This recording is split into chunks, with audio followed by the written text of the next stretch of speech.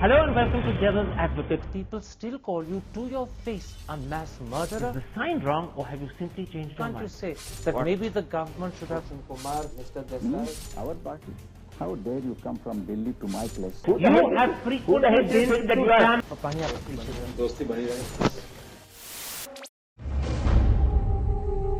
I gather you were a close personal friend of Benazir Bhutto. How did you, an Indian, end up becoming a friend of a Pakistani? I guess we became friends when we were both presidents of the Oxford and Cambridge Unions. She was president of the Oxford Union at the same time that I was president of the Cambridge Union. But the honest truth is we first met some 6 months earlier. She'd come across to the Cambridge Union as the librarian or treasurer of the Oxford Union. I was vice president at Cambridge at the time, and she was proposing the motion, this house would have sex before marriage. And it was a fairly humorous debate, and the idea was to have fun. Halfway through her speech, I reached across and grabbed the president's bell, which I'm not entitled to do, and rang it. It hushed the house. I stood up and I said, "I see, madam, that you're proposing sex before marriage. Would you care to practice what you preach?" And there was a huge round of applause because this was exactly the sort of sophomore humor that gets the union pretty happy. And she was brilliant in her reply. She waited for the applause to die down. She turned around, whipped off her glasses, sniveled her nose and looked at me and she said, "Certainly, but not with you." The amazing thing, it was after that unpropitious start that we actually got to know each other and became good friends. It was during the Easter vacation after we'd both finished our presidencies at Cambridge and Oxford that she decided she'd come for a weekend to Cambridge. She came with a friend of hers. We got to know each other pretty well. And I discovered that she was a gregarious, fun person with an irrepressible personality. And she'd think, particularly in those days when she was an undergraduate, of the strangest things to do. One of them I'll never forget. After dinner one night at 10 o'clock, she suddenly said to me and a group of friends, "Let's go to London for an ice cream." So we drove from Cambridge to London to have Baskin-Robbins ice cream and got back just after midnight. And that was typical of Benazir. In your book, Karan, you write about a controversial interview with Amitabh Bachchan. What was so controversial about it? That is quite a story, actually. But let me tell you just the beginning of it. It was an interview done to mark Amitabh Bachchan's 50th birthday, and it was done for Eyewitness, the video magazine that I used to be editor of in those days.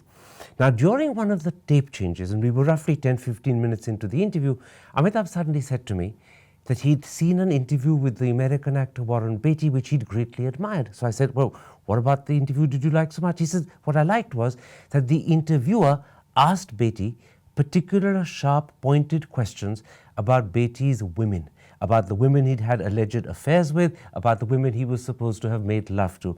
And Amitabh found this riveting because, as he said, we've all heard about these stories, but no one had ever seen Beatty questioned about them, and it was fascinating to hear the questions being put. And I said to myself, this is a bizarre thing to say to an interviewer in the middle of an interview. Is he giving me a message? And I decided that was precisely what he was doing.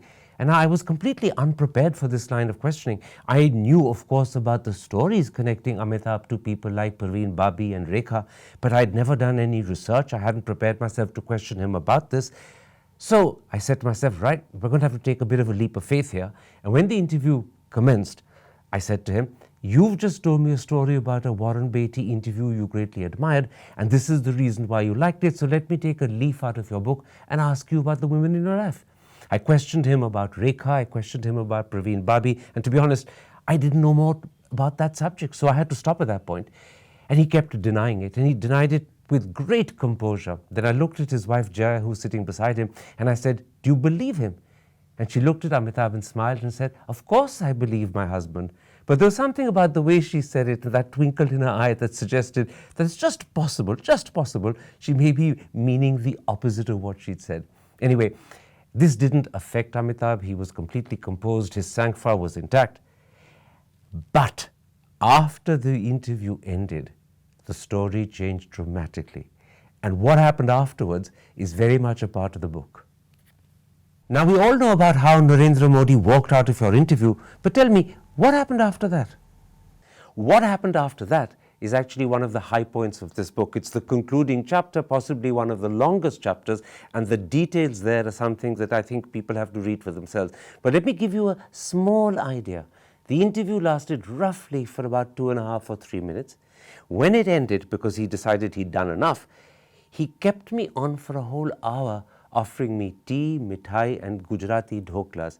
And he was extremely sweet and affable and generous with his hospitality. I kept persuading him during that 1 hour that he must change his mind and do the interview. I tried 100 different tactics to get him to change his mind, and none of them worked.